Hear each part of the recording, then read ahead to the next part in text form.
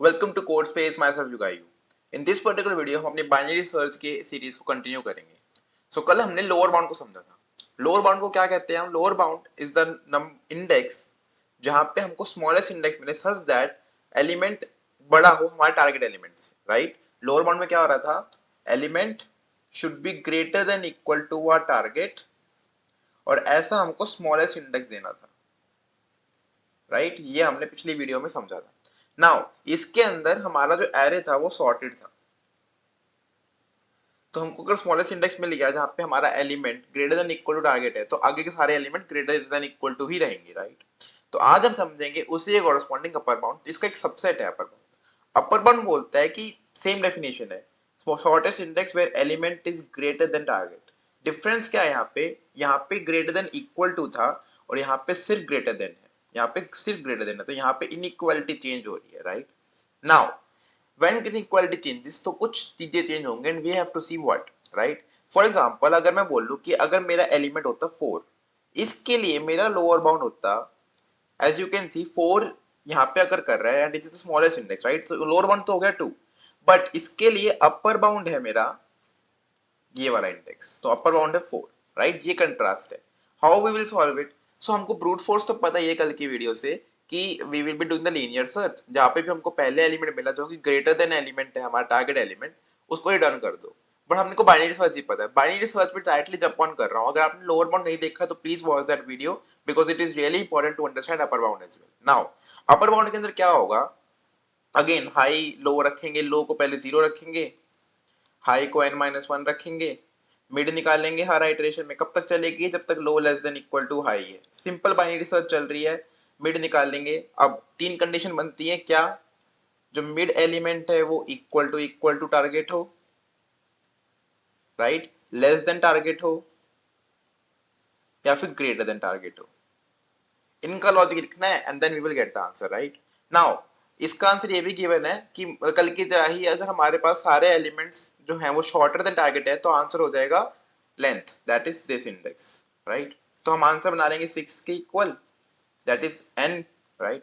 Moving on, अगर मेरा mid target के इक्वल है, दैट इज मान लो मेरा टारगेट जो है वो 4 है और मेरा मिड यहीं पे लाई कर गया, राइट? मेरा मिड 4 पे लाई कर गया, तो ये बात तो ऑब्वियस है कि 4 इज नॉट माय आंसर। तो मैं जो कल आंसर को पहले दे रहा था ये वाला इंडेक्स की वाला आंसर पोटेंशियल आंसर है इसके लेफ्ट में ढूंढो, नहीं, अब ये 4 मेरा आंसर नहीं है, तो मेरा 4 आंसर नहीं है, मेरे को राइट में ढूंढना पड़ रहा है। सो अगर मेरा इक्वल टू टारगेट है इस केस में लो इक्वल टू मिड प्लस 1 करता है, right?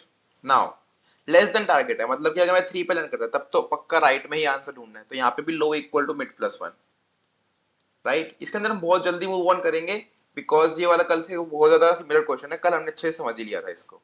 Now greater than target है, मतलब कि हम 10 पे लाई करें, जस्ट छोड़ो 10 छोड़ो, हम 11 पे लाई करें, right? Now we are saying कि 11 can be a potential answer as discussed yesterday also, 11 can be a potential answer, but answer तो इसको मार्क कर लो, बट इसके लेफ्ट में देख लो कि इसके लेफ्ट में भी तो कोई आंसर नहीं है। That is we have to do two steps here, answer equals to current index, ठीक है? कि 11 एक आंसर है, अगर इसके लेफ्ट में आंसर है तो आंसर को अपडेट कर लेना। तो लेफ्ट में आंसर फाइंड करने के लिए high equal to mid -1, as simple है दैट। तो हमारा 10 आ जाएगा उससे आंसर, मतलब हाई नीचे आ जाएगा, फिर अपने आप बाइनरी सर्च मूव करके आंसर को 10 ले आएगी, राइट? सो अब इन दोनों कंडीशंस को मर्ज कर सकते हैं 1 एंड 2, क्योंकि इसका जो इफ कंडीशन चल रहा है सेम है, तो इसको हटा के लेस देन इक्वल टू लिख सकते हैं directly. Rest all the code will be same to lower bound. Time complexity be exactly same. Only एक inequality change होगी, right? Now moving on to the coding section. So here is the coding section, guys. Moving on, हम क्या बोलेंगे?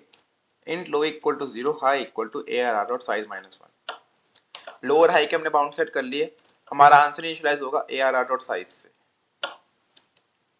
Right? जब तक मेरा जो low है वो less than equal to high है, क्या करना है?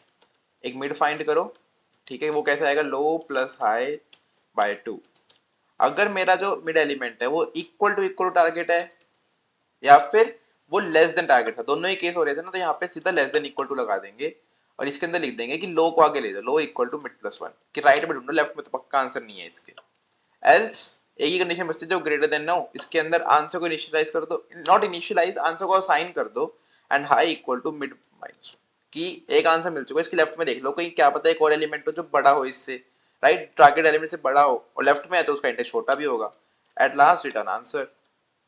कंपाइल एंड रन करो, let us see if it runs fine, and it is running fine for the sample test case. Submit और करके देख लेते हैं guys. In the meantime, do consider subscribing to the channel, right?